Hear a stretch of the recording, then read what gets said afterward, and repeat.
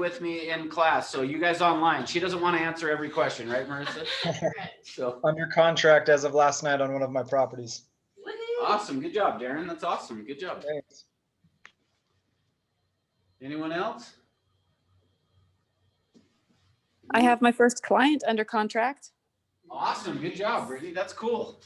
Congrats. And so where did that come from?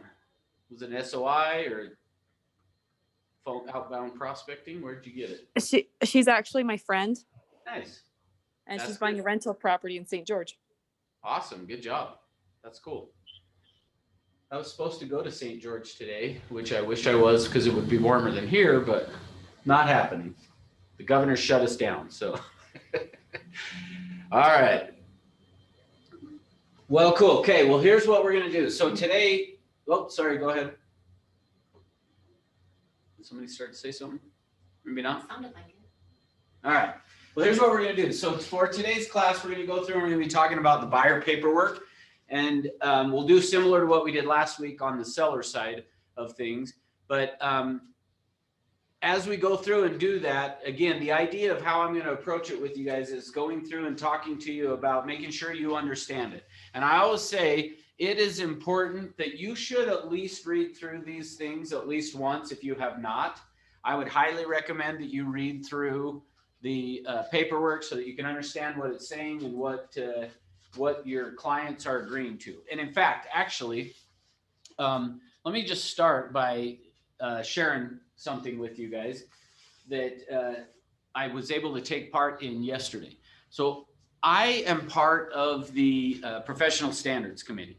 Now, since most of you guys on here are new, I'm going to make sure I want to make sure you guys understand how this process works and things. And to some extent, you may have, if you've gone over to the orientation at the board, you may have heard some of this, but I just want to make sure you understand it so you understand the process.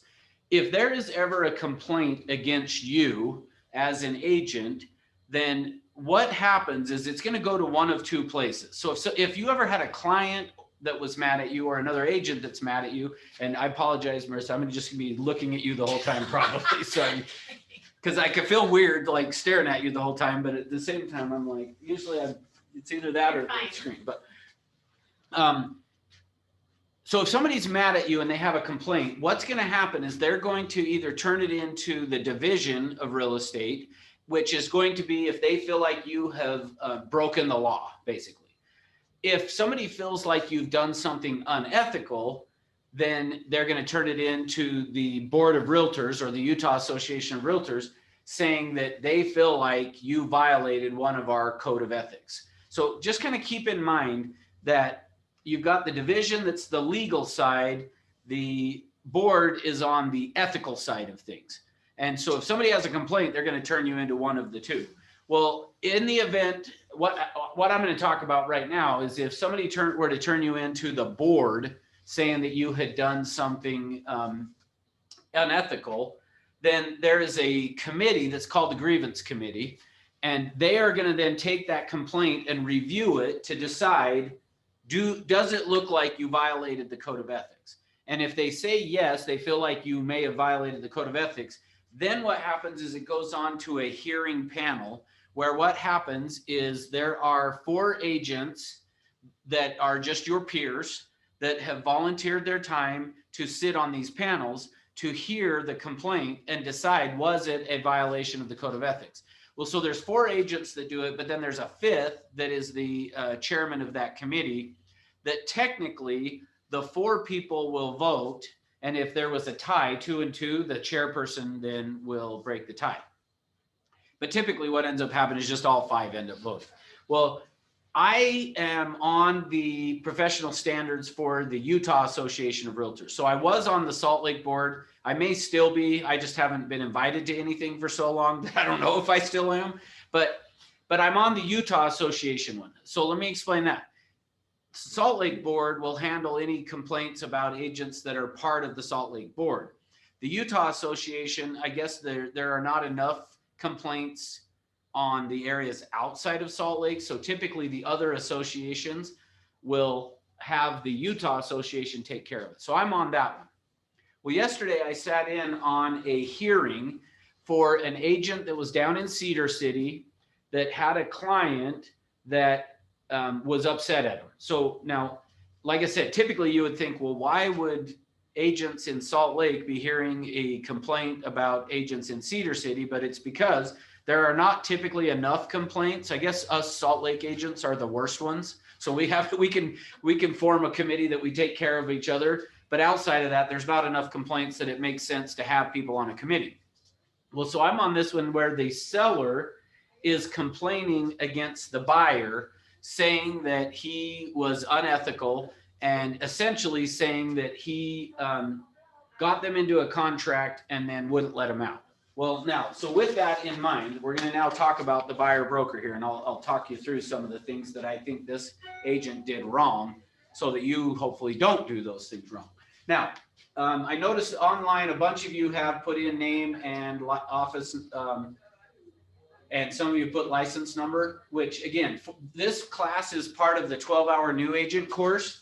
And so as a result of it being part of the 12-hour new agent course, then I need for you to put in your license number at least one out of the 6 classes. So if you have not put in your license number, then make sure that you put in your license number at least one of the times.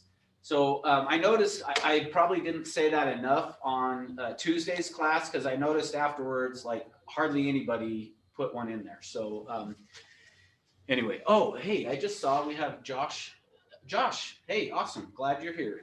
Josh. Hey, Russ, would you go over what the titles of the 6 classes are? I just need to make sure that I've got all of them. Yeah, sure. So we do the order that we've done them in so far has been the Rep C with Rob. We did the seller packet last week. We did CMA Tuesday. We're going to do buyer packet today. Next Tuesday is Rep C workshop. And then next Thursday will be the laws class, where we're actually going to play Jeopardy. So actually, thank you for asking me that, Erin. And again, I don't want anybody to come in if you don't feel comfortable. But next Thursday, we're going to be playing a game of Jeopardy, and it will be so much better. You will enjoy the class a lot better if you're in person. Now, like I said, if you're worried at all about COVID and people being in the same room, then don't come. Like, I want to be really clear. Don't come if you're worried about it. But if you will feel comfortable, come, because it'll be a lot more fun if you're in person. We can still do it online, but it makes it a little more fun if you're in person. So you hear me begging and pleading, please come see me. So, all right. So yeah, thanks, Erin. All right, so here's what we're going to do. So we're going to go through and talk about this. Now, the part of why what made me think of this story that happened yesterday of sitting in on that professional standards hearing was because, and I told you guys this last Thursday as well, but I'm going to say it again. On this buyer broker, which let me get that pulled up on the screen so that if somebody doesn't have it, you can see it here. On this buyer broker, the first thing that you're going to notice here under where it says exclusive buyer broker agreement this is a legally binding agreement. Read carefully before signing. Well, the biggest complaint that this seller had yesterday, so even though we're talking about the buyer packet, this was a seller, but the biggest complaint that she had about the agent yesterday was this, that he sat down with her, he started to go through the contract, that he turned it around and hand it to her, and she said she took it, tried to grab it to read it, and that he just said, it's just boilerplate, it's just a standard contract, go ahead and sign it. Well, she claims that when she tried to take it to read it, he pulled it back from her, wouldn't let her. So I just want to make sure you guys understand, this is a legally binding contract. Read carefully. You know, if they decide they even want to have an attorney look at it, let them do that. That's fine. But that was kind of her big complaint, which really didn't make a whole lot of sense, because the second complaint, that's the piece of that, was what she said is he wouldn't let me read it, and then he wasn't going to give me a copy of it, was what she said. Yet she said before he left the house, later on, she said before he left the house, I took it and went and made a photocopy of it. So I was kind of like, well, like her complaint was he wasn't going to give me one, or never gave her one, but it was also kind of like, well, you took a photocopy before he left, so why he wouldn't need to give you, but anyway. that doesn't matter, I guess. But all right. So let's go through this and we'll do just similar to what we did last Thursday on this. I just wanting to make sure you guys understand what it says. And I'm going to take you through it the way that I would a buyer explaining it to them, but also want to ask you like, where do we get stuff to put in the blank lines? All right.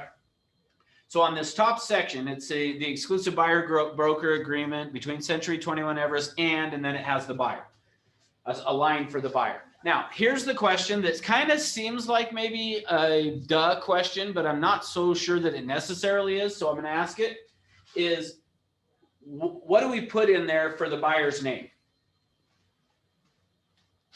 I put what matches their driver's license because that's typically what they're going to need like to match up at closing, I would think. Okay. Just Cool. whoever's gonna be on the loan, if there is a loan, is kind of what I go with. But yeah, I mean, middle initials, it really just, if it's in their signature, I say, okay, let's put it in. But I think the driver's license is a great idea. Okay, cool, good. So here's how I do it and what Julie is saying, where with saying the driver's license is probably going to be okay. But ultimately better for me, and maybe I shouldn't even say better necessarily, but here's how I do it. Is one of the questions that I ask them if I have not already asked them. So if I don't already know the answer to this question, I'm going to ask, have you applied for the loan? Because if they have applied for the loan, I want the name on here to match what they're going, how they are on the loan for the property. Now, the reason for that being is, and we aren't seeing this as much in today's market, but if you go back a few years ago, and really where this really came about was 2008, 2009, 2010, was it became pretty difficult to get a loan because they wanted to make sure that every I was dotted and every T was crossed. Because one of the things you guys may or may not understand on this is when somebody goes and gets a loan, the company that is giving them the loan is generally just generating the loan, and then they're going to turn around and sell that off to someone else. Well, when they sell that loan, if it goes bad, if the person doesn't pay and they have to foreclose, whoever is holding that loan will go back to the loan originator if they can find where they did something wrong. They will then go back and turn it to them and say, okay, you got to refund us. Basically, think of it as like you go and buy a TV or something, and then you get home and it doesn't work. You take it back to the store and go, okay, this didn't work. I need a new TV, and they change it out. Well, same kind of a thing happens with loans is if the loan originator did something wrong and they can then come back and say, hey, you should have checked this. They can then make them take the loan back. So part of that, so that's why I say that is, and like I say, we aren't seeing it as much now, but we were seeing for a few years where what would happen is if somebody didn't have all of the I's dotted and T's crossed. So if you didn't have the name matching properly on the contract, then they could use that to come back and go, well, was this really the right person or whatever? Now, the buyer broker agreement, probably not as crucial as having it on the real estate purchase contract, which we'll talk about next week on Tuesday. But because most of us are either using .loop or a DocuSign to get these things signed, I just recommend you might as well get it right off the bat.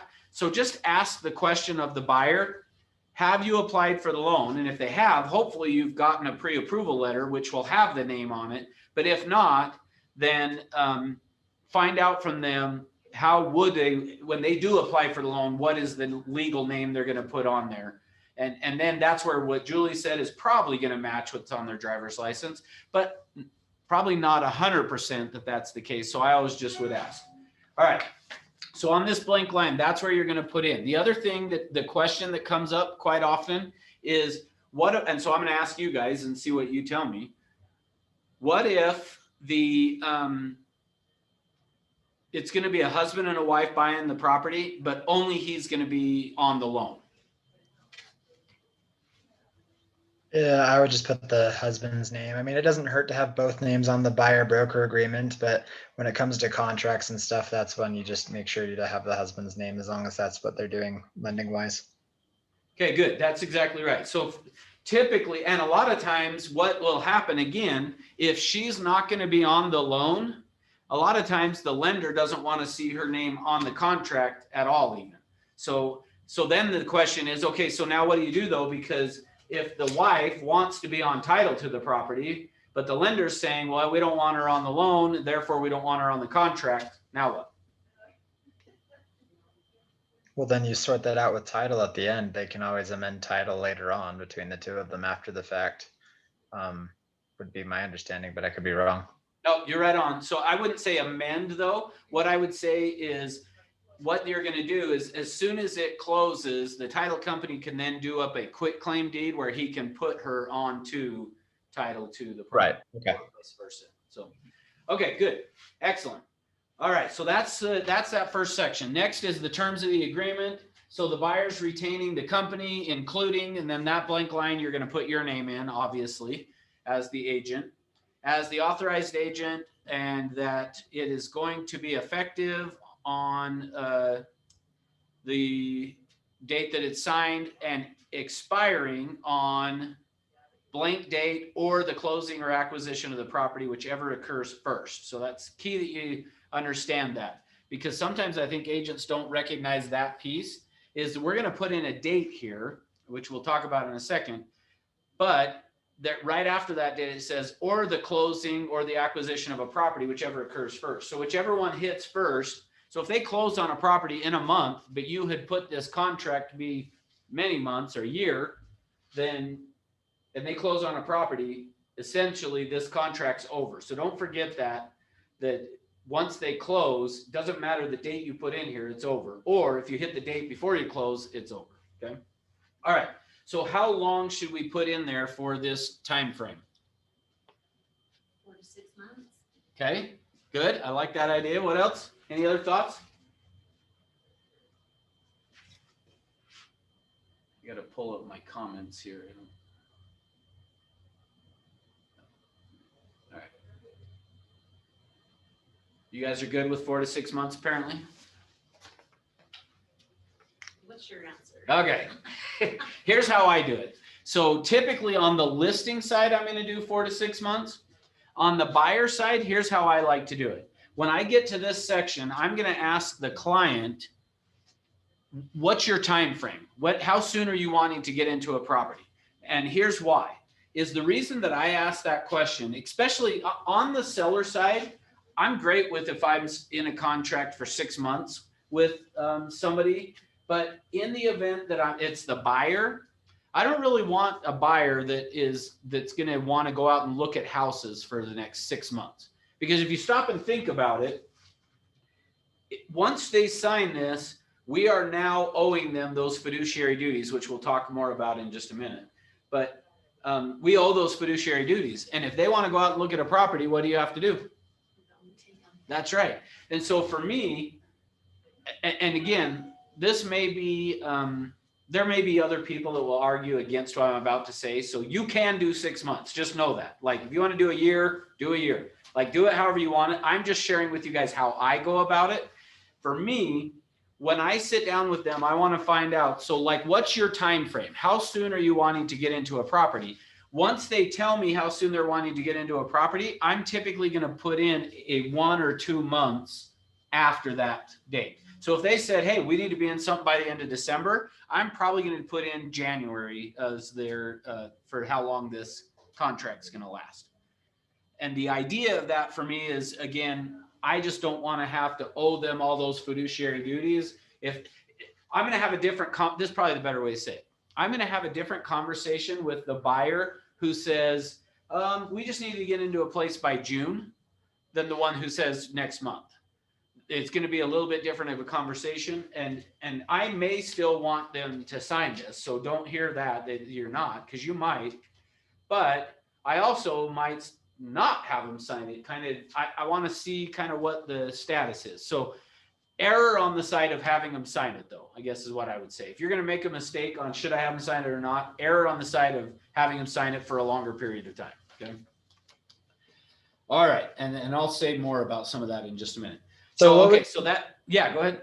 Sorry. So with that, I actually lost a buyer on a new build because they told me they weren't going to be ready until like June or July to start looking because of their current lease. Yep. And so when I filled out the form, this is somebody I didn't really know. I was just like, look, I can send this over to you for your review. If we need to adjust anything, let me know.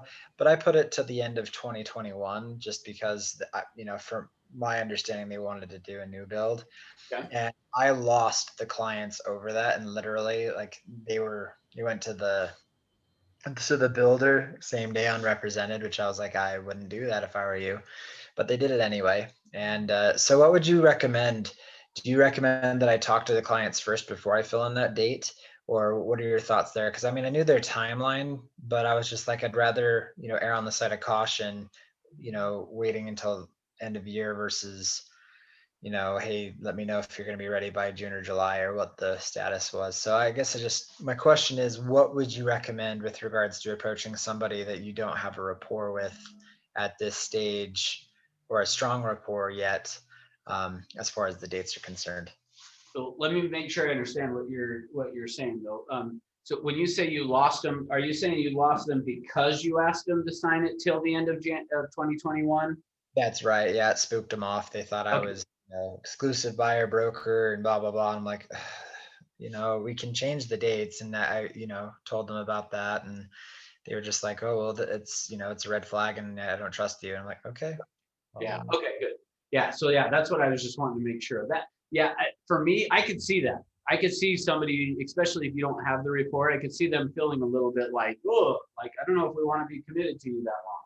So, which actually, Darren, thanks for bringing that up, because here's how I want to talk about it. So even though I'm saying to you, like, I don't want this like a real long-term kind of a thing, but at the same time, exactly what he's just saying, if they were saying we're going to go build and stuff, okay, but I'll show you in here. I still wouldn't be too worried on a build, because what is going to happen is that once they go under contract on a property, even if the way the law is set up is, even if this went out of, like, you were past the date you put in there, because you're under contract with them on the property, it's not like you wouldn't be owed a commission, you still would. So I wouldn't worry too much about that part of it. But here's the flip side of it. I also, even though I'm saying that I don't necessarily want somebody in this for a long-term kind of a thing, there are times that you would, though. I mean, no question.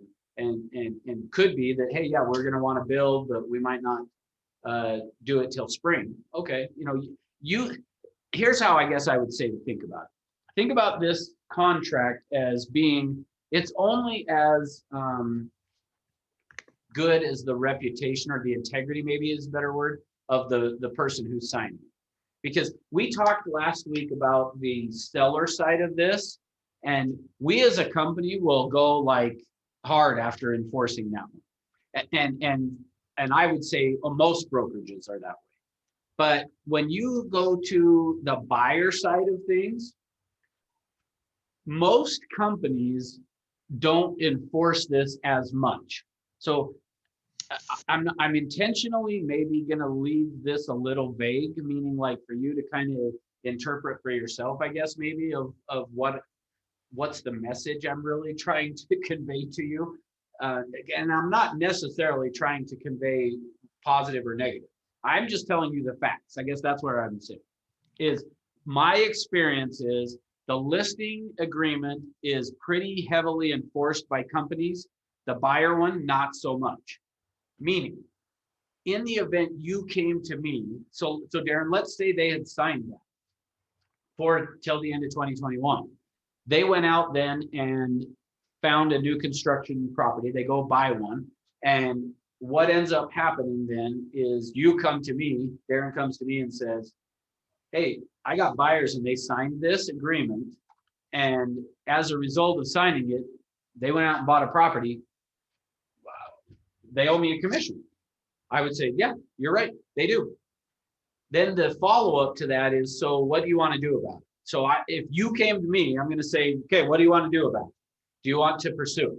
Now, part of how you're going to decide if you want to pursue this or not, and what I'm about to say may be the reason that most agents don't enforce this.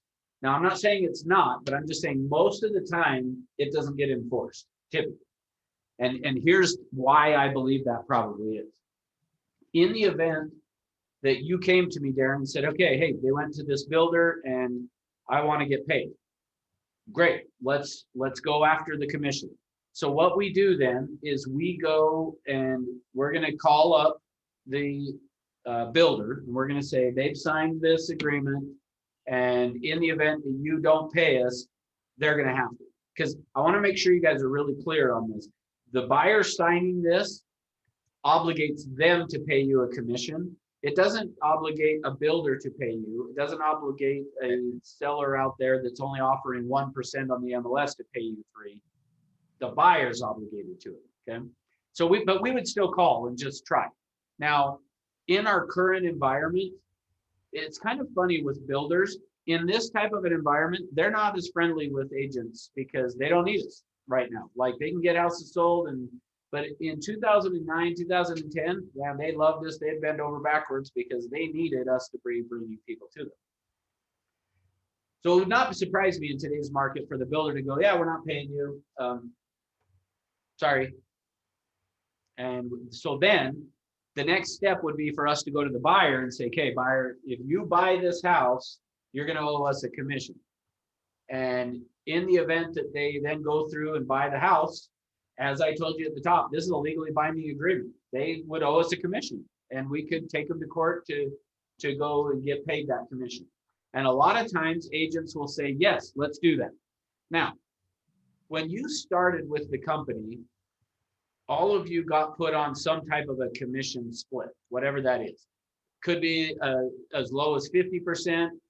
Some of you, if you were higher producing agents that came over to our company from somewhere else, might be up to, I don't know, 75 or 80%. There's a good news, bad news with that. Meaning, let's say that you have produced and you've gotten to where you're on an 80% split, and you came to me and said, hey, we want to go after this commission. We will support you. So just know that. If it's you as the agent says, we want to go after this commission, great, let's go after the commission. We'll support you. Let's go after the commission. But what's going to happen, and this is where I think a lot of times agents all of a sudden change their mind, is because what's going to happen is we're going to go get an attorney then to go after this commission. But the way that that attorney gets paid for is by your commission split. So meaning, if you're on an 80% commission split, and we go to an attorney and say, hey, we want you to draft a letter and send it out, and we want you to go after this commission, they're going to then now start to charge us. Well, whatever that fee is that they're going to charge us, you get to pay 80% of that fee because you're on an 80% split. So that's, if you're going to ever do that, come into the company and say, I've changed my mind. I want to go on like a 30% split, and the company can keep 70%. Although the downside to doing that is if we collect the commission, guess what split we're going to divvy that money up on? The same split. So I think that's a lot of times why agents don't end up pursuing this on their clients too much, is because, and every company that I've worked for, that's the way it works. It's not like the company is not going to go accrue all of these attorney's fees for you to get paid your commission, and they get this little sliver and what would spend on it. Instead, because you're getting 80% of the commission, you get to pay 80% of the attorney's fees. And my experience is generally the agent goes, well, then I'm not going to go after it, which is fine. Like I said, we'll support you and go after it. But when that commission's collected, you get 80% of the commission, so you get to pay 80% of the attorney's fees too. So that's the way that typically works. Now, the next piece of this, though, let me say, is for me personally, I don't want to go show a house to a buyer without having them sign it. So I don't want you guys to think that I'm saying, like, well, I don't worry about getting this signed, because I do. And in fact, I don't want to show a property to somebody without. So that leads us into the next section. So saying that the expiration of it is the date that we put in here or the acquisition of a property, the next piece of it is saying that basically for any property that you help them acquire or that they do acquire, that is in either A, in blank county, so you can put in Salt Lake County, Utah County, you can put in Salt Lake and Utah County. Some people will put in all Utah County. My only concern with putting all on the line, if you put all because it says all county Utah. Like I sometimes worry a little bit if you put that in there, that could a judge look at that and go, oh, well, that was for Utah County, not all counties in Utah. So I know a lot of agents will do that, and I'm not aware of us ever having an issue with it, but in the back of my mind, I worry a little bit that if you just said all county Utah, like that doesn't kind of make sense to put it that way. So I would almost say if you're going to do something like that, do an addendum to it or whatever.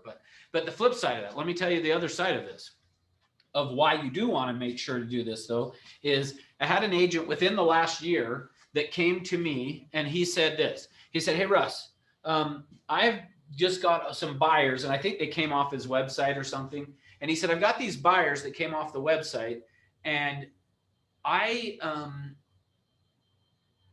want to help them, but they've signed an agreement with another agent, but they only signed it for Salt Lake County, and they don't want to work with that agent anymore. So they came to me, this other agent, saying, will you help us? And he said, well, have you signed a buyer broker agreement? Now, so in fact, actually, let me even pause for that for a minute.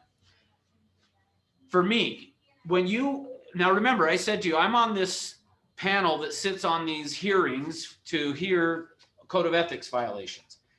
When you went to the board and you were trained on code of ethics, what they told you is, well, you guys tell me, what did they tell you in terms of asking people if they're working with another agent?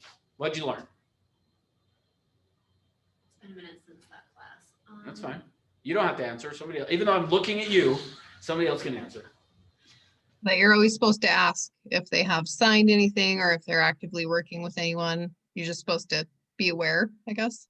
So, but when you left that class, Julie, what did you feel like when you were supposed to do that? Like at the beginning, like when you first meet them. Okay, anybody else? What was your feeling after you went through that class? For me, it really just depends. Like, it comes down to procuring cause. Like, for example, I had a client said they were working with another agent on and off, but they never signed anything, and they wanted to go see a house in City Center here in Eagle Mountain. And I was like, okay, did that other agent show you this house? Because they happened to be my electrician working on my house at the time. And they're like, no, they didn't come with me, and I haven't talked to them about it. And I was like, well, I mean, if that's the case, and you haven't talked to your agent in months, I'd be happy to, do what I can for you and go from there. And so, I mean, as far as procuring cause, I wasn't the original agent that showed that house, but I mean, I did all the work after the fact, and the other agent was nowhere to be seen during the entire time. This was like a year or two ago. So, I mean, it comes down to like procuring cause and, who can while it is an exclusive agreement for sure.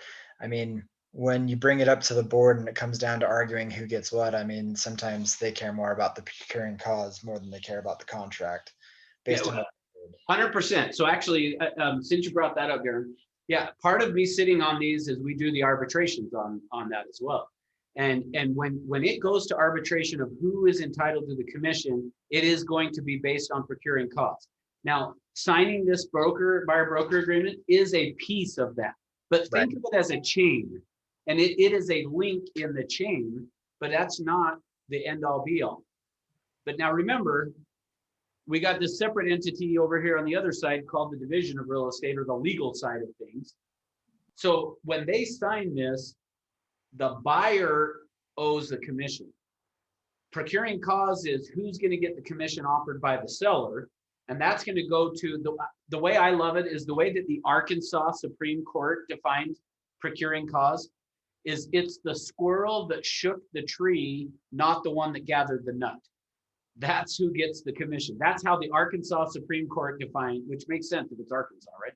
But that's how it defines the procuring cause is the agent that shook the tree, not the one that gathered the nut after it fell. So procuring cause is going to be separate than what we're talking about right here, meaning, and that's why, Darren, that's the reason they care more about it that way is because they're just looking at who does the seller give the commission to, not does the buyer owe the commission to the buyer's agent. And that's why procuring cause it shakes out that way. But on this, I want to just make sure we talk about for a few minutes though, from when you went to your code of ethics classes, when did you feel like, and maybe they're not teaching it this way anymore, but I would be shocked when you, or you guys didn't pay attention, maybe that's it. When you left the class, when did you feel like you had to ask if they were working with another agent? Immediately. Right at the beginning of conversations with them for me. Yeah, see, that's typically what happens is when you go to these code of ethics classes at the board, they're going to tell you as soon as you come into contact with somebody, you need to ask them if they've signed a buyer broker agreement. Well, that's actually not true. It's not. If you go read the code of ethics and it's in article, shoot, I can't remember, it's 13 or 16 now. I think it's 16. Yeah, it puts me at a disadvantage if I bring it up on the off, like it scares off the fish. But if I'm, creating that rapport and then I bring it up before we go see a house after we've already established a friendship and a dialogue, then it goes a lot smoother. But if I approach this on the off, it scares people. That's I'm like, right. if you think this contract is scary, wait until you see where we get down the line. But Yeah. So I just want to make sure you guys are really clear, like the way our code of ethics says it is that you need to ask if they've signed this prior to providing a substantive service. And then after it says a substantive service, it puts in parentheses, writing an offer or presenting a CMA. So that doesn't mean those are the only things, but it's basically saying you don't have to ask somebody if they have signed this until you are about to provide a substantive service for them. So meaning somebody signs up on your website and you call them, you don't have to immediately say to them, have you signed it? Are you working with another agent? Or because here's why I bring that up. People lie. They will lie to you to get whatever they want. So exactly what Darren was just talking about. Let's say that I've signed this with Marissa, but now I go out, or she's on vacation. Well, I see a property I want to see. What ends up happening is they call up the listing agent and say, hey, can we come see the home? Well, are you working with another agent? Yeah. Have you signed a buyer broker? Yeah. Well, then you need to have that agent. Well, she's out of town. Well, yeah, but I'm sorry. I mean, now truth is, if you're the listing agent, you should go, just out of for your seller, the fiduciary duty, you should go show. But here's typically what happens. Well, you should probably call the broker and see if they'll show you the property. So that consumer then goes, okay, well, that didn't work. So they call the next person and go, hey, could I go see this? Can you go see this house? Well, are you working with an agent? Well, I mean, we kind of are. Well, have you signed anything? No. Even though I have, they'll lie because they want to see the house. So just kind of know that they'll lie that way, or they don't want you to bug them. We train them to lie to us, by the way, because what happens is, let's say that they call on a property. So I call up and you've been trained to ask, are you working with another agent? And so I call up and I say, hey, can I go see this property? Well, are you working with another agent? No. Okay, well, then now you try to get an appointment with me and get me to sign a buyer broker. Well, it doesn't take long for me as a consumer to figure out that if I say, yes, I'm working with another agent, you leave me alone. So my point is, they lie. So for me, here's the thing.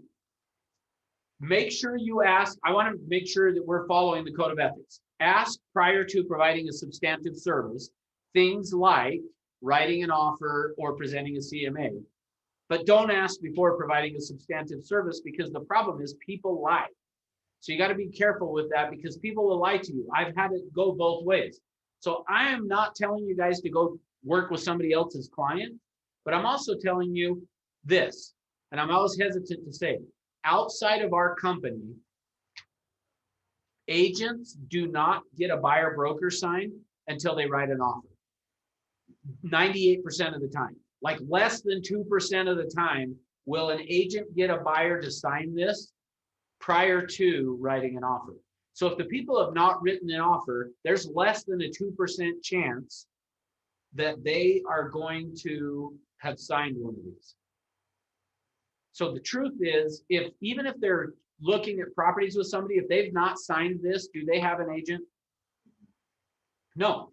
So I'm telling you this out of both sides of kind of like, don't just assume everybody does. But then the flip side of that is, hopefully you're getting out of this the importance of you getting it signed. by them, because here's the thing. Here's kind of where I was going with it.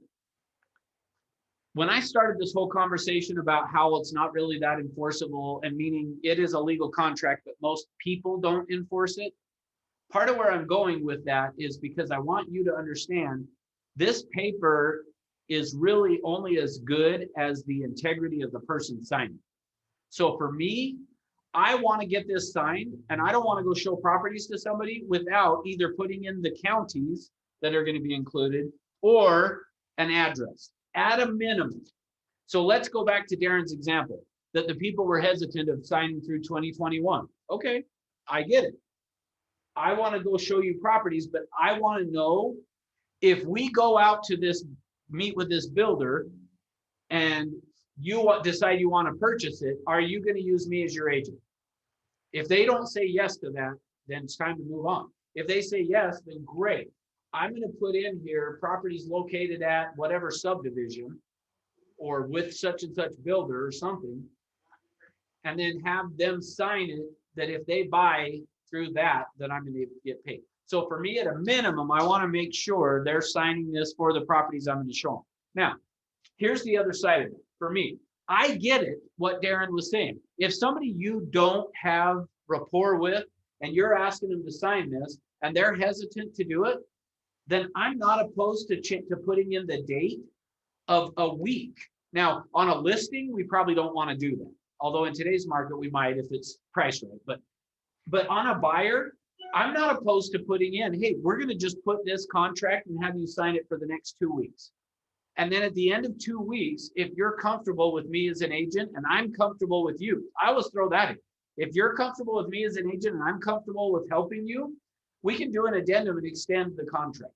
So just keep that in mind. Of sometimes we get so caught up and it's got to be 6 months or even 3 months or 2 months. Do it for a week. Do it for certain properties. Like it doesn't have to be 6 months or nothing. Approach it. So that's, Darren, probably the best way I would say to approach it is if you're worried about it or they're worried about it, great. Let's change the date. We'll do it for 2 weeks. If at the end of 2 weeks, you're not comfortable with me, you're not obligated to me anymore. But at the same thing, if all of a sudden I figure out you're a wacko, I'm just kidding. That's Then good. I'm not committed to you either. All right.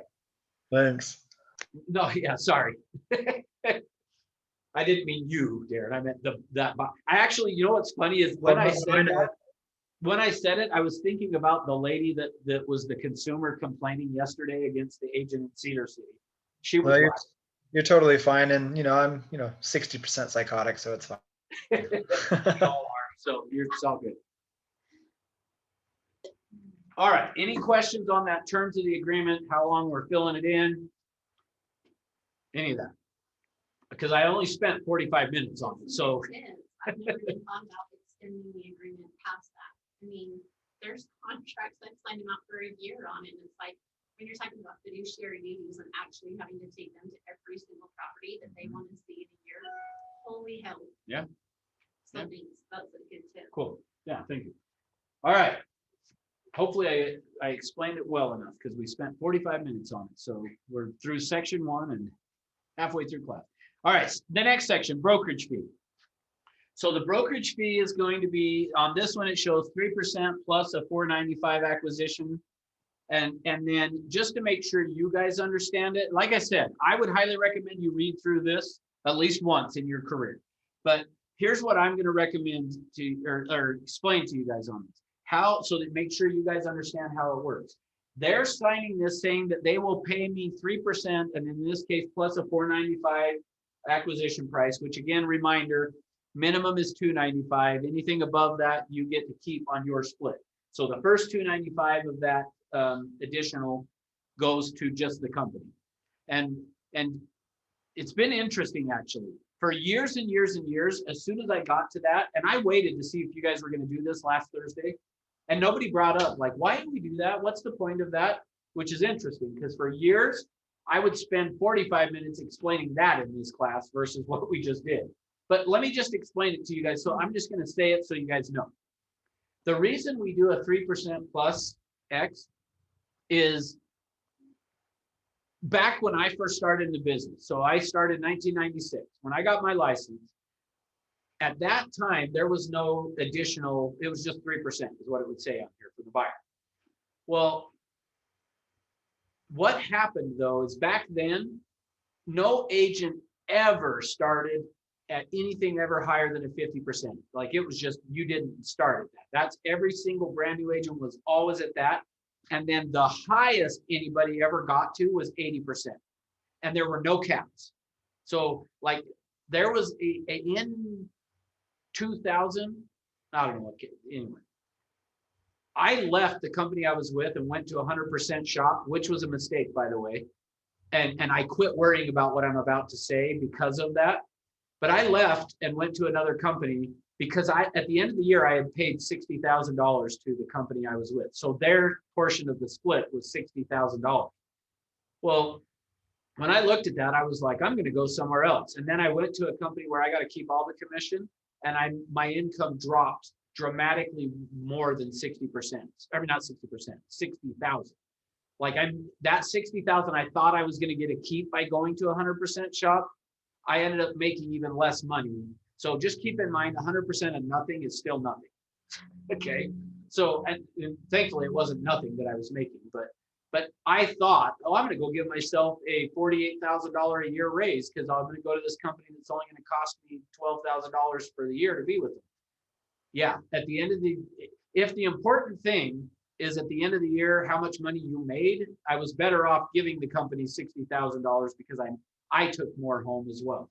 Well, what happened though is over the years, what has happened is the company's side of the commissions have eroded, meaning all of you guys probably have a cap on the amount you're going to pay to the company. Well, as a result of that, the companies make a lot less money, meaning instead of making $60,000, they may make only $21,000 from you.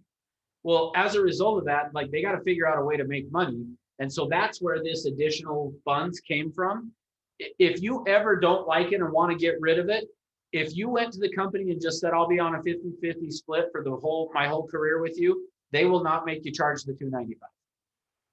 So if you're in favor of that, just come see me and I will go present it to the company. Hey, since Marissa's here with me, she wants to just stay on a 50-50 split for as long as she's with the company. Can we not charge her the $295? And they'll go, oh, yes, absolutely. So if you guys want to do that, we could get rid of that. But here's the problem. Like nobody ever got above 80%. Like when I was at the company I started with, there were no agents getting more than 80%. There were no caps. So like you were happy as could be when you hit 80 and you were whatever. Anyway, all right. I'm not going to beat it up anymore. So here's how it works though, to make sure you guys understand. The buyer signs this agreeing they're going to pay you a 3% plus whatever the acquisition, $295, $395, $495, whatever. From that though, what this says, if you read through it, is then their obligation to pay you that goes down based upon what we're offered over the MLS. So in the event on the MLS that somebody is offering 3%, your client is only going to have to pay the $295, or in this case, $495 to the company. Well, for me, with a buyer, I always just tell them, I'm going to ask the seller to pay that for you. And so I will just ask the seller when we write an offer at a minimum to pay maybe $500 in concessions for the buyer. And I've never had a problem with somebody agreeing to that. So that's how I explain it to a buyer is if we do this right, you're not going to pay me anything because I'm going to get it collected from the seller. Now, because though the next way that our commissions are eroding, which that's kind of been the theme for 25 years now for me, is this theme of commissions eroding, is here's where they're eroding now, is agents, because how good the market is, agents are going out and listing properties and then offering less. So for example, I told you yesterday this hearing that we were in, one of the other complaints that the seller had about their agent was that he listed the property at 6%, but only offered 2.5 on the MLS. Was kept 3.5. See, we are hurting ourselves by doing that. As a listing agent, we get greedy and think, oh, because how good the market is, I'm only going to offer 2.5. People will still sell the house. Well, yeah, so great. You got an extra 0.5%, but then what ends up happening is people started doing that, and then now we're at 2%, And like I told you guys before, I helped my sister buy a place that they were only offering 1. Now I negotiated it up to 3, but just here's the key thing. When you're working with your buyer, what you want to do when you get to this section is you need to explain to the buyer how this works. This is saying you're going to pay me 3%, but that's going to be based upon the assumption that on the MLS they're offering 3. And you today need to be telling your buyers, not everyone is offering 3%. So what that means is we need to have a discussion about it now, and or to make some decisions as properties come up of how you want to handle it. Because what this says is that we will deduct this 3% from whatever is being offered on the MLS. So I would just say, Mr. and Mrs. Buyer, if I see or you see a property on the MLS that's only offering 2, do you want to go see the property? Because what it will mean is you would owe me 1%. Now, I'm going to do my best to negotiate that with the other side to get them to pay the 1%. But you need to know if they won't, what this agreement is saying is you're going to owe me that 1%. How do you want me to handle it? See, if you'll have the conversation with them up front, then you can go use that to your advantage when you go out and negotiate on these properties. Because if they say, hey, I got this property I want to go see, and you go then pull it up and you notice that on there that they're only offering 2%, you can now call your buyer and say, hey, just wanted to let you know on this one, they're only offering 2. I'll try to negotiate it up to 3 if you like the property, but I just want to make sure, you sure you want to see the property? Now, from there, the other thing you can do then is you can say to your buyer, if you would like, I can call the other agent and let them know that we're interested in seeing it, but that we need to have them agree that they would pay a 3%. So what I'm saying is just know you're going to have ways you can go about negotiating. And there are a couple of ways you can do that. The first one is that you can just go to the agent and ask them. So let me tell you a quick story on it. I had a friend that referred his son and daughter-in-law to me that they wanted to go buy a townhouse. So I went and was showing them properties. We go to one in Riverton, and we get to this property. We're walking through it, and they are like, yeah, we really like this. We think we might want to write an offer. Well, at that point, I looked down at the MLS to see how much they're offering, and it's 2.5%. And I'm like, whoa. So I had not, now this was before it was really common like it is today, and I didn't have this conversation I just told you guys to have. It's because of this scenario that I started saying, you got to have this conversation. So I had not told them that, and it's 2.5. They said, we think we might want to write an offer on it. They said, let us think about it tonight and we'll get back to you. Now, for me, because they were only off, here's the key thing I want you guys to know when you're on the listing side. On the buy side, when I saw they're only offering 2.5, and the buyers say to me, we want to think about it overnight, I just said, okay.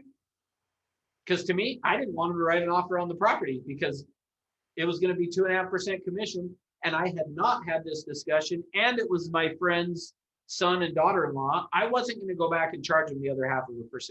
I was just going to be, well, we'll just eat it.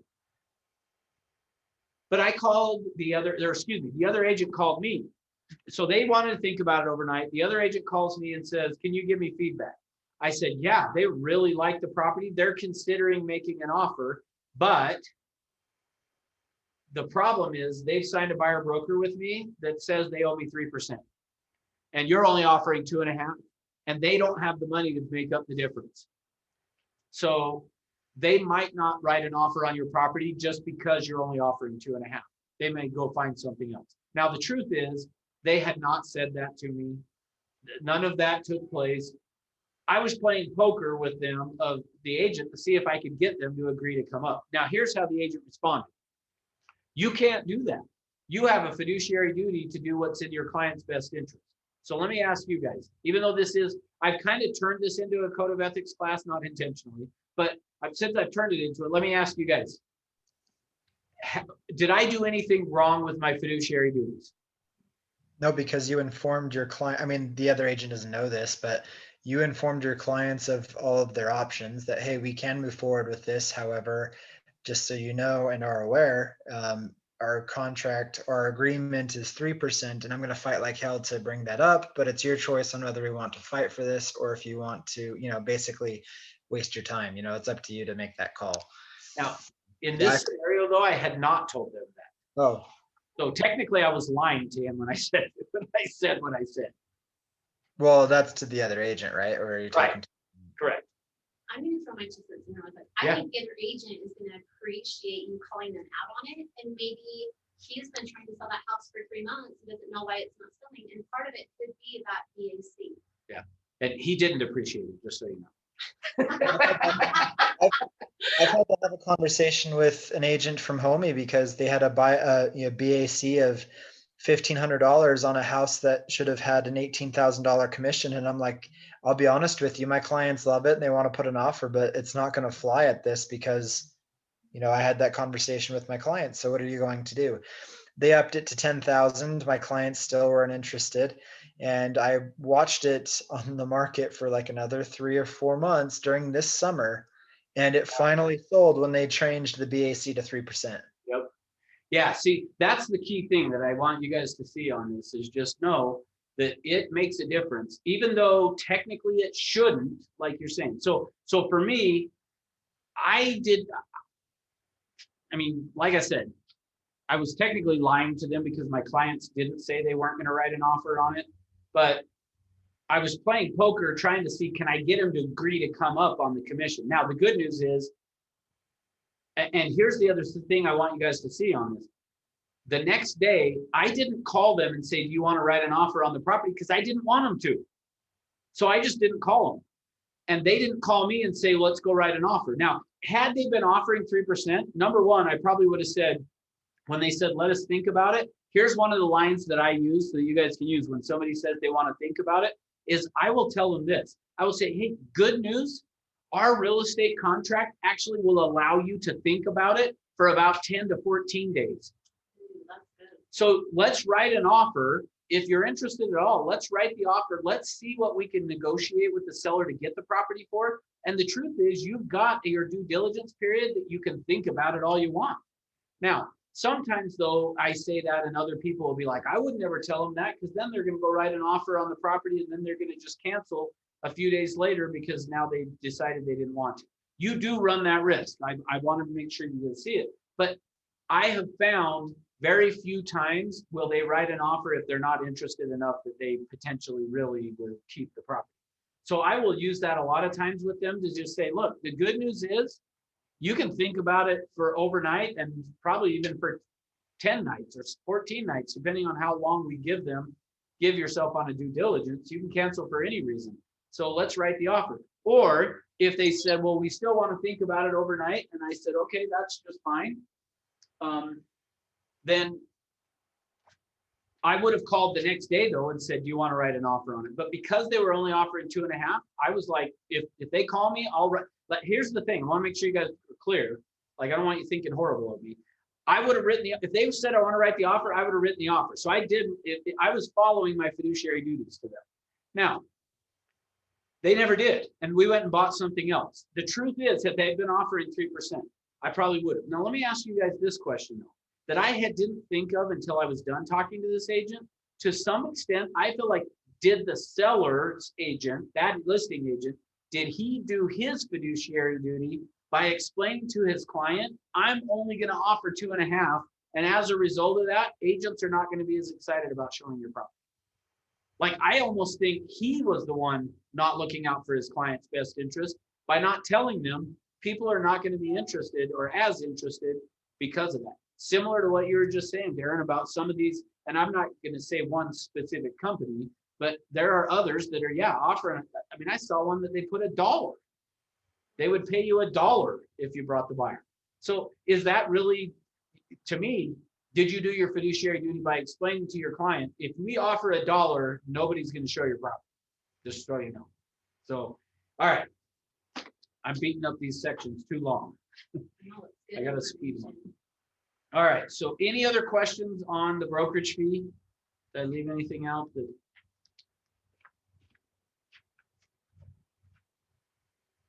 Sorry, I gotta, Russ, can I ask you a quick question yes. about the brokerage fee?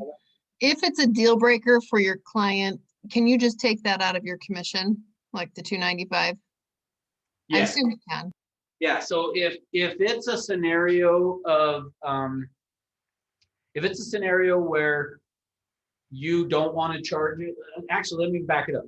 When you signed your independent contractor agreement, what you agreed to is that in the event you don't collect it, that the company will charge you for it. So not only can you, that is what will happen. Perfect. Okay. Thank You're welcome. All right, so that's the brokerage fee. So just make sure you take the time to explain to your buyers how it works and ask them how they want you to handle it. Because then that way you could call the agent like what I did and say, here's what my clients have told me is they are not interested in buying properties that they're going to have to bring in the additional funds. Oh, and the other thing I forgot to tell you, the second way you can collect it is you can write it in the addendum, but you got to be very, very careful because you can put in an addendum for the seller to pay that fee on behalf of the buyer, but don't call it a buyer broker, like a buyer agency commission. It is an ethics violation to negotiate commissions in them. But the buyer can ask the seller to pay this fee for them. So just come see me or go talk to one of the brokers before you are going to write it up that way. Because if you don't write it up correctly, it's an ethics violation. And I did see one of those just actually last week. An agent had sent over a cash offer on a property and they put in there that there would be no buyer agency commission paid. That's an ethics violation. So we called up the agent. We said, you need to rewrite the offer or potentially it could get turned into the board as an ethics violation because you can't negotiate commissions. And he argued with us, I do it all the time. Well, it doesn't mean that it's right just because you do it all the time. So, and here's part of why we did it that way, just so you guys know. On the listing side, when we go out and list a property and we're telling the seller, you have to pay us 6% commission or 7 or whatever, they're agreeing to pay us the 6%. We then are offering 3% to whoever brings in the buyer. Well, in that scenario, part of why we went back and said, take it out is because if he sends it over just saying, here's the purchase price and just verbally says, I don't want to be paid a commission, then that's fine. Because think of it this way. In fact, I'm going to stop sharing the screen for a second so that you guys can see something I'm going to write up on the board. So let me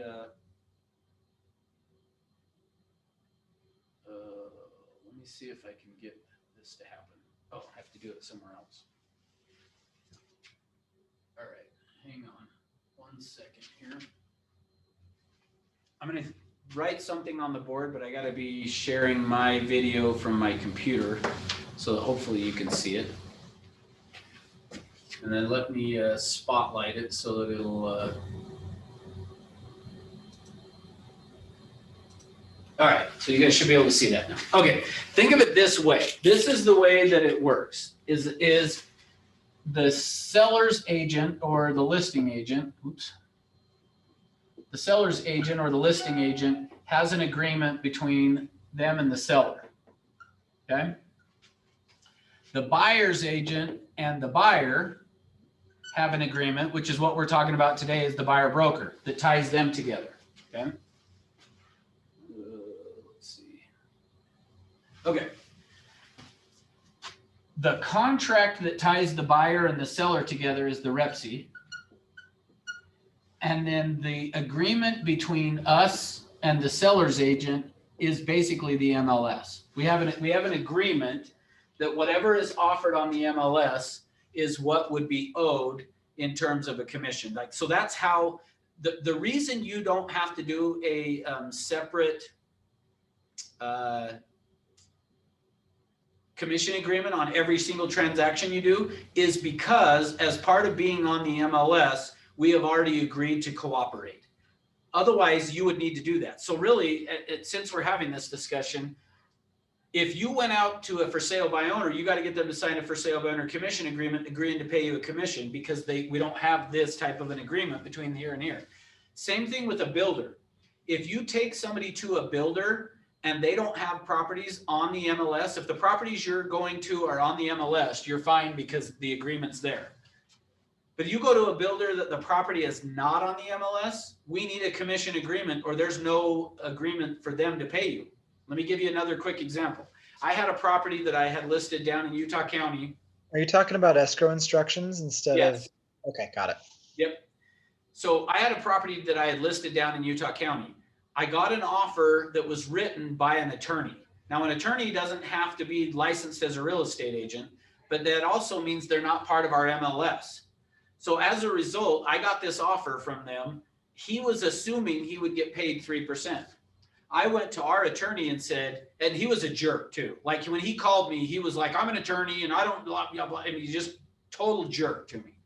So as a result of that, I went to our attorney at our office and I said, okay, fine. I'm totally good with, I got this offer that was written by an attorney. That's fine. They can do that. But I don't have to pay him a commission, right? And he said, well, is he part of the MLS? So I went and looked, not part of the MLS. So as a result of that, he never asked me he never gave me any type of a commission agreement for us to agree to pay a commission. And so I just had decided, great, we're going to do this transaction. And at the end, he's going to come to me and say, hey, where's my 3%? And I was going to say, here's my plan. You're an attorney. You should know that I never agreed to pay you anything. Show me where I agreed to ever pay you. And I was not going to pay the guy a commission. Now, they canceled the transaction, so I didn't get the joy of doing that. But I just want to make sure you guys understand. So if the buyer or the seller puts into the REPC commissions, it is an ethics violation because it's kind of a way for an agent, either the buyer or the seller's agent, to negotiate the commissions at an unfair advantage kind of a thing. Meaning this, imagine that I'm the buyer's agent, Marissa's the seller's agent.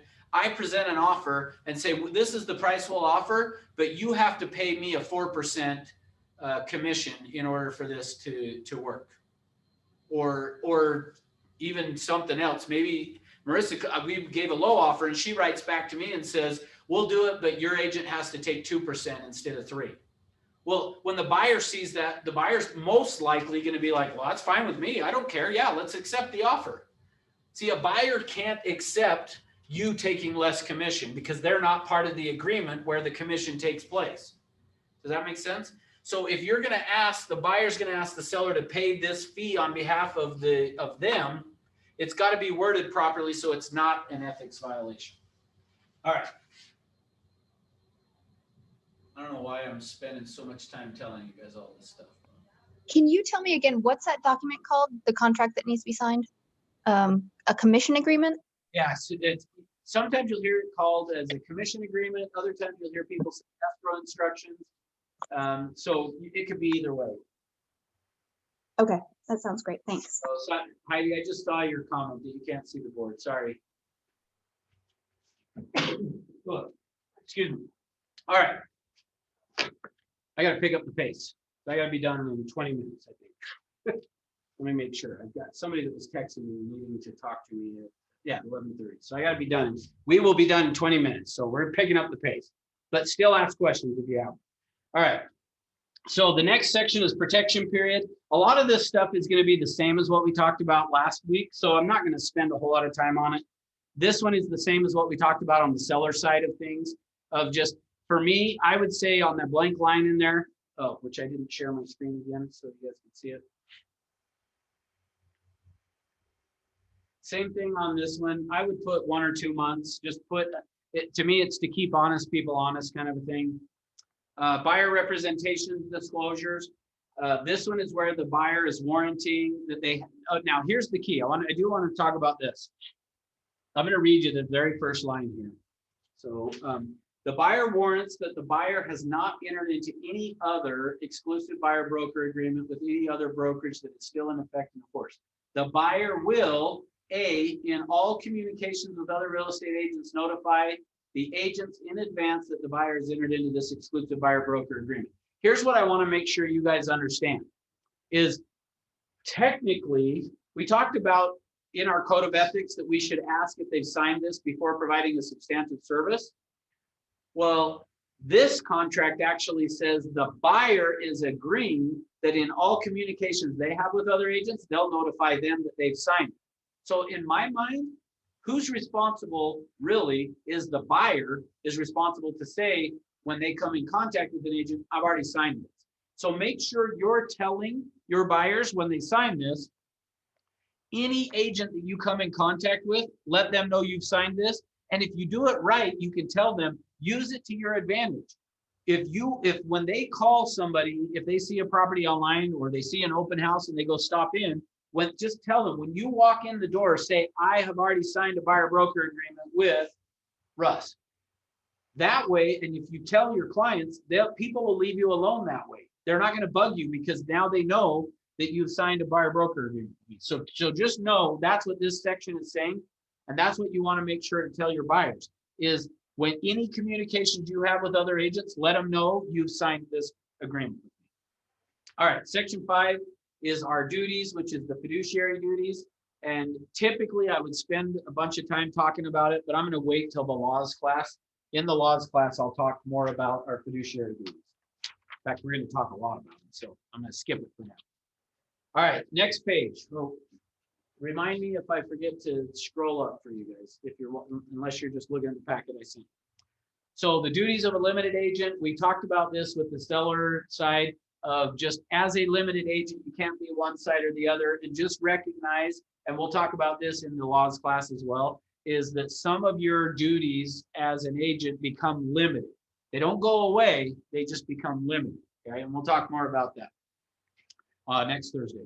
Professional advice. When we get to this section, here's how I handle it. I always just tell the buyer on this professional advice section, I tell the buyers, what this section says is don't trust anything I tell you. And that's really how I explain it when I'm with a buyer, is I always just say, this section is telling you not to trust anything I say. And they usually will either laugh or they'll look at me like, are you serious?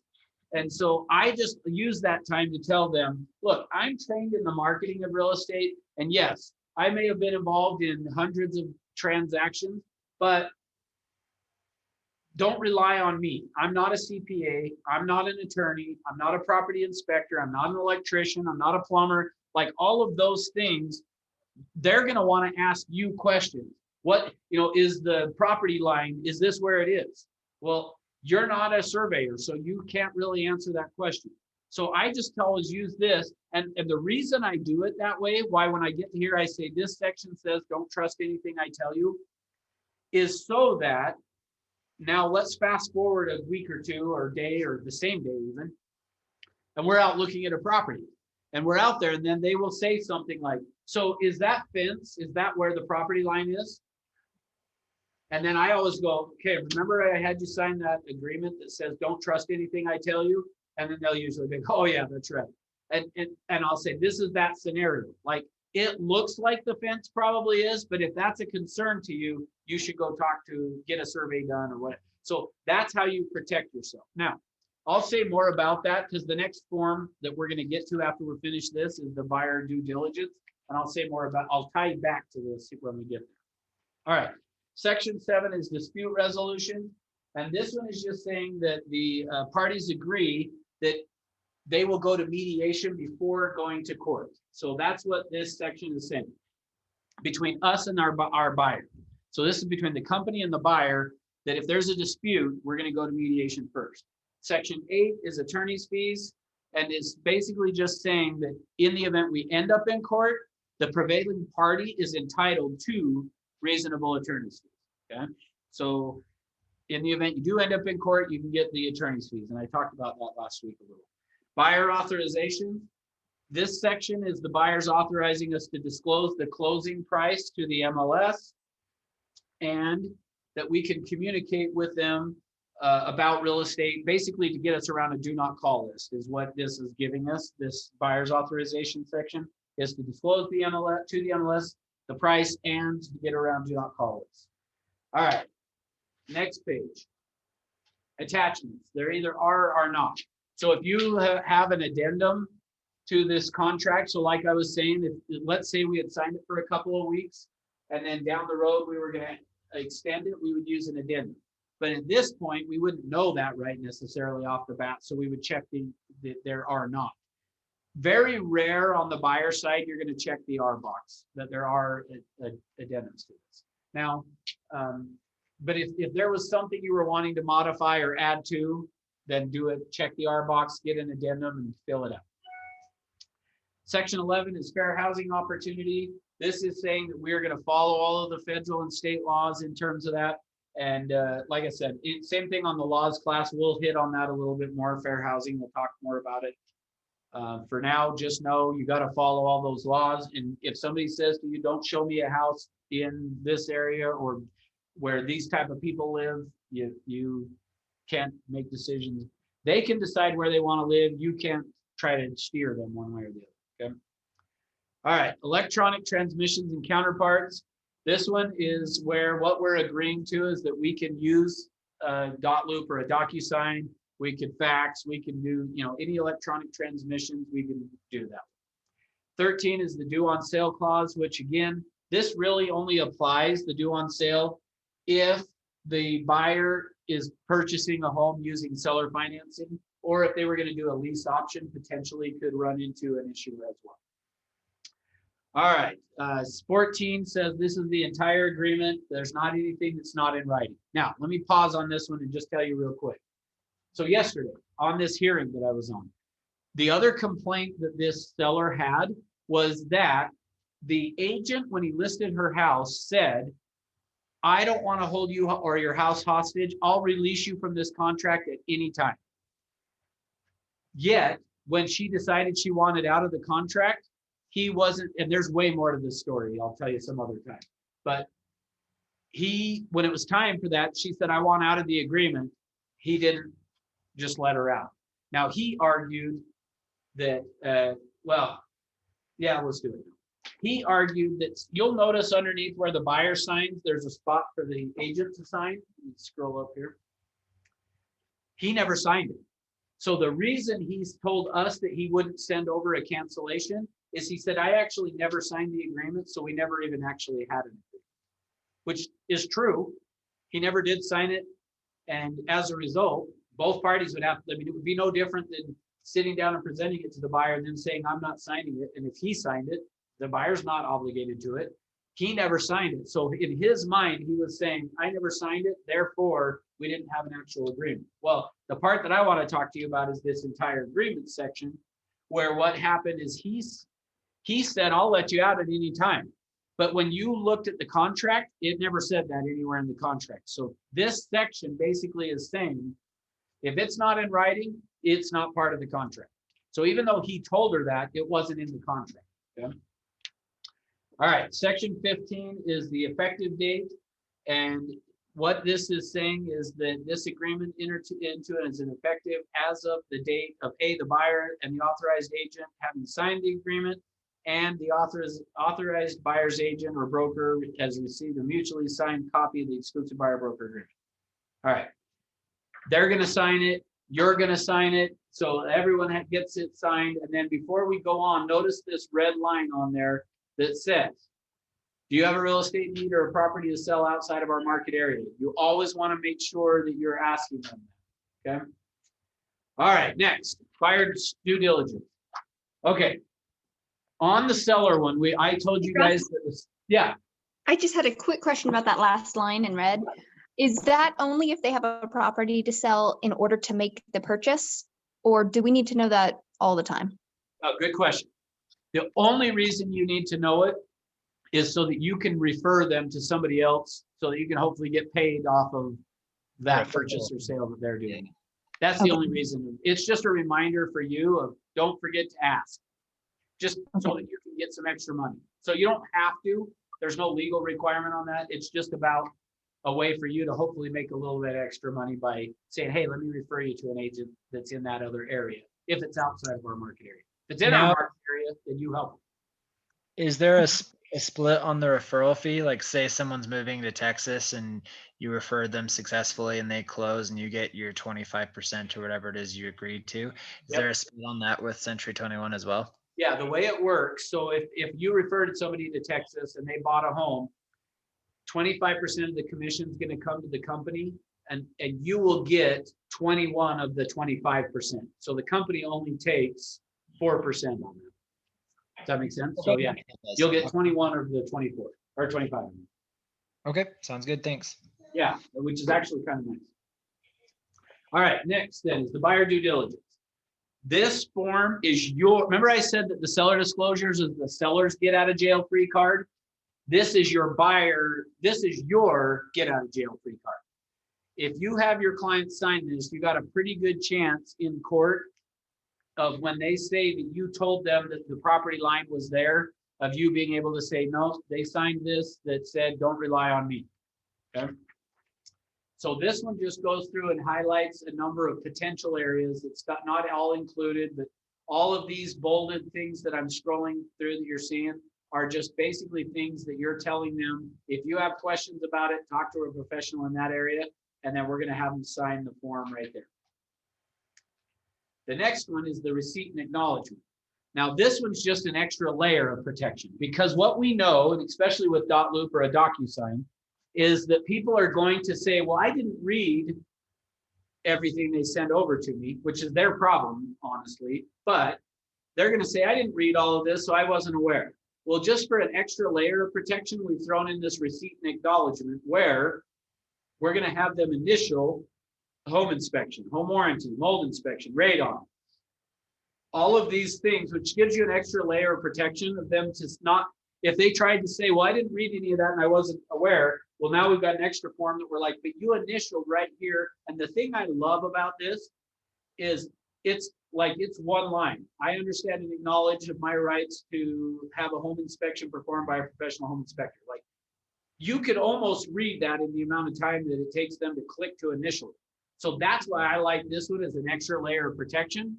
If they were to try to say, well, I didn't know I could do a home inspection, you've got the due diligence, plus we've got, well, you initialed right next to it saying, and I feel like it's, if it was like the paragraph above that, this, I could see them going, well, I didn't read it. But like, you didn't read this, you didn't read that you acknowledge the rights to a home warranty. Like, that's what this is. So they're going to initial all this, sign it. This one is property specific. You'll notice it's got a place for property address and MLS. The idea for that being, you could have them sign this, the buyer due diligence, at the time of signing the buyer broker. And then I think it's a good idea to then have them sign this one when you're writing the offer and on every property you do an offer on, so that you just got that extra layer of protection. That's awesome. Yeah. Next is the confirmation of earnest money receipt. That confirmation of earnest money receipt is going to be used as the way of just showing they gave the earnest money. So if there's the contract, Rob spent like an hour talking to you guys about that on last Tuesday. This is the form you're going to fill out and sign once they give you the earnest money. And basically this is their receipt for having given you the earnest money. Okay. Next is the limited agency consent. So in the event you are going to be in a limited agency scenario, and we'll talk more about this next Thursday in that laws class as well, but you're going to fill this out and you'll see here on section 9, when it has either one agent, meaning you're representing both the seller and the buyer, or B, the brokerage is representing. So it's possible that the seller is represented by me and the buyer is represented by Darren. So you would check the B box and put in my name as the seller's agent and Darren as the buyer. And then everybody signs it. Only one of the agents has to sign it, okay, on behalf of the company. The wire fraud alert disclosure, this one, you just, especially on the buyer side, you want to explain to them, don't trust any wire instructions that you get by email. Verify, verify, verify. If you wire money and it goes to the wrong account, it's gone. You're not getting it back. So make sure you really take time to explain that to your clients, that is an area of fraud that's taking place. And so before you send a wire, double check, triple check, drive to the title company and make sure the person's not wearing a mask, that it's really the person. I mean, that's a little extreme, but verify that you're sending the wire to the right place. All right, and then this affiliated business disclosure. This one, actually, I realized this morning, I think we have a new version of it that just came out. We do. It includes North Star. Yeah, so I need to update that. So make sure, so here's the point for you guys. Just make sure, don't use this one that's in the packet I sent to you. Make sure you get one off .loop that includes North Star. Is this required if you're the listing agent? I know for buyers it makes sense, but like if I'm the listing agent and doing just the sales side of things, do I need to get this signed as far as Yeah. an affiliations as well? Especially because now we have North Star title. And so for sure, because on the seller side, they need to know that they don't have to use North Star, they could use somebody else. Okay, yeah, because we're not using North Star, but being a new agent transferred over here and finishing one of my listings, I wasn't entirely sure. Yeah, I would. All right. The next is the lead-based paint disclosure, which we talked about the seller side of it. So I'm going to just hit the buyer side to this today. On this one, you're going to have your buyers initial that they received copies of any information up above. They received the pamphlet, Protect Your Family from Lead in the Home. So make sure you give them that. And that they're either taking a 10-day opportunity, in which case you'll need to use the addendum, or that they're waiving the opportunity and you have them initial that one. The listing agent initials there and everybody initials here. All right, last thing, and I apologize. I just have somebody calling me at 11:30 and so I got like 2. Actually, I'll keep going until she calls, but once she calls, I got to grab that call and then I'll be happy to come. It shouldn't be too long and I'll be happy to come back on and finish up answering questions and stuff. But when she calls, I got to grab that. So it's an imperative one, so apologize. But I will stick around and answer more questions once I'm done. It shouldn't be too long of a call. All right, so let's start to go through this until I get the call. So on this, the way you're going to fill it out is property address. Obviously, this is, oh, let me explain what it is. This is the commission report. This is your favorite form to fill out because it means you're getting paid. So you're going to fill this out to get paid. So you put in the property address, who the buyer is, the seller is, the title company. Any of these boxes that look like this one where it says residential/buying, you can click on and change it. So if it was a commercial, you'd click on it and change it. The commission, you're going to put in what the purchase price of the property is. Is it going to be based on the gross or the net? And gross would be just the total purchase price. We talked about this before, I think. The net is going to be if it's less the closing cost. So if it was a scenario, oh, I get in that call. All right, sorry, either hang tight or you can jump off if you're good with this and make sure you put in your license number if you have it. Sorry guys, I'll be back in just a sec. This is Russ.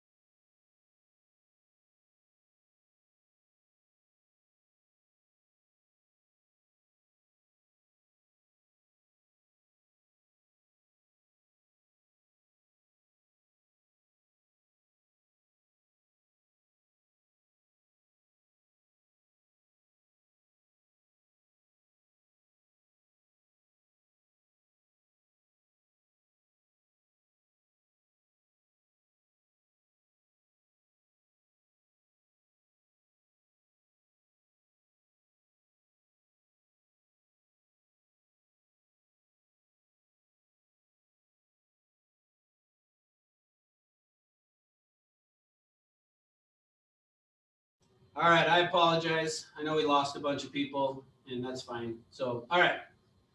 Can you guys, let me make sure. Can you guys hear me again? You're still here? Bueller? Got you, Russ. Yeah, we're here. Awesome. Okay. All right. Sorry about that. I've got I'm helping a neighbor sell her house and we were supposed to close on Monday and it didn't happen. And I've not been able to get an answer out of when it was going to happen. And she was calling to let me know. So I think we finally got it worked out. So for next Tuesday. So, all right. So on this, let's keep going here. So I don't remember where I left off. Did I explain gross and net? Yes. Okay. So the next then was the commission to an outside referral company. So if you have gotten a referral from somebody and you are then going to have to pay a referral fee. So we talked about a referral fee coming into us if we had sent one. But if you got this as a referral and you owed somebody a 25% referral fee, you're going to click on where it says none, which actually, let me even pause real quick. You're looking at just a PDF. You have to do this in a Excel spreadsheet. But you would click on it and a drop down would come down and you can select yes, that there's a referral to an outside company. And then it'll open up a box over to the side here where you can type in the information. Commission advance, you're not going to end up probably ever using that. You better not anyway. That's basically if you, I hate even explaining it because I hate people to know that it's an option, and because it's not really an option, you'd have to have a pretty good excuse.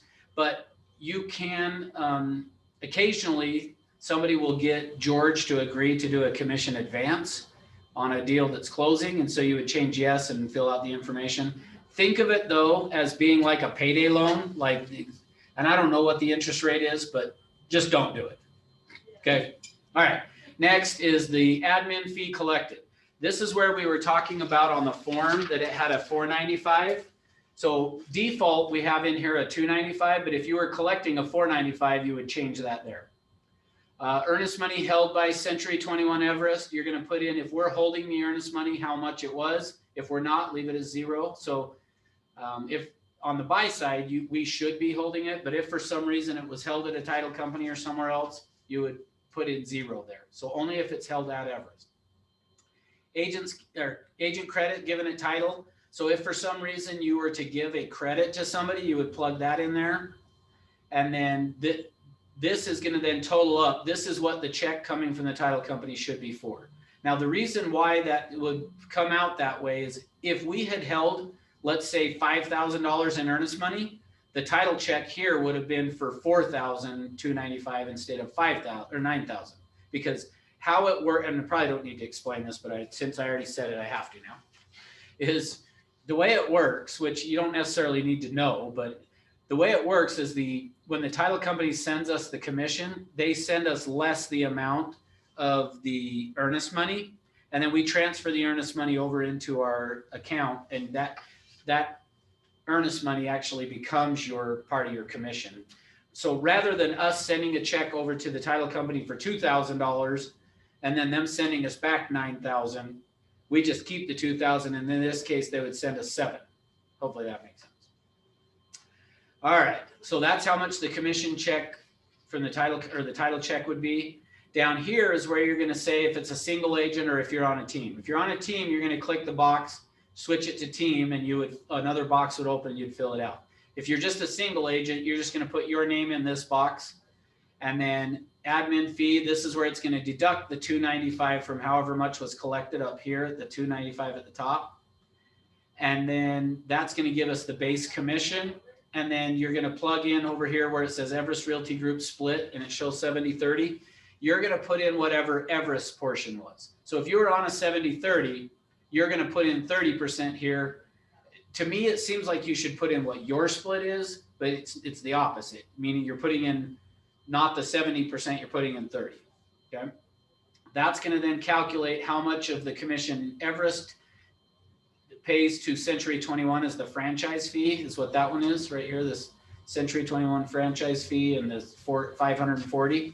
That's how much goes to Century 21. So Everest doesn't keep it, it goes to the national company.